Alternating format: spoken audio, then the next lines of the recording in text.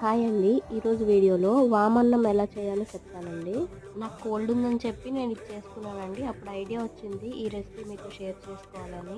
ఇది చాలామందికి తెలిసే ఉంటుందండి. తెలియని వాళ్ళ కోసం నేను చేసి చూపిస్తున్నాను. మనకి జలుబు, దగ్గు, గొంతు నొప్పి, నోటికి రుచి తెలియకపోవడం అలాంటివి ఉన్నప్పుడు ఈ రెసిపీ చేసుకుంటే చాలా బాగుంటుందండి. దీనికోసం ఒక కడాయి తీసుకొని అందులో 2-3 టేబుల్ స్పూన్ల నెయ్యి లేదా నూనె వేసుకొని అది బాగా వేడెక్కాక అందులో వెల్లుల్లిపాయలను వేసుకొని బాగా ఫ్రై చేసుకోవాలండి. పెద్దవైతే 3 వెల్లుల్లిపాయలు, చిన్నవైతే 4 వెల్లుల్లిపాయలు తీసుకోవాలి. వెల్లుల్లిపాయలు ఎర్రగా వేగాక అందులోని 2 టేబుల్ స్పూన్ల వాముని వేసుకోవాలి. బాగా కలుపుకోవాలి. ఆ తర్వాత 2 రెబ్బల కరివేపాకుని వేసుకోవాలి. ఇప్పుడు ఇందులోకి రుచికి తగినంత ఉప్పు అలాగే కారం వేసుకొని బాగా కలుపుకోవాలి. ఇప్పుడు ఇందులోకి రైస్ యాడ్ చేసుకొని ఒకసారి బాగా కలుపుకుంటే మన వామన్నం రెడీ అయిపోతుందండి. మీరు కూడా ట్రై చేసి ఎలా వచ్చిందో చెప్పండి.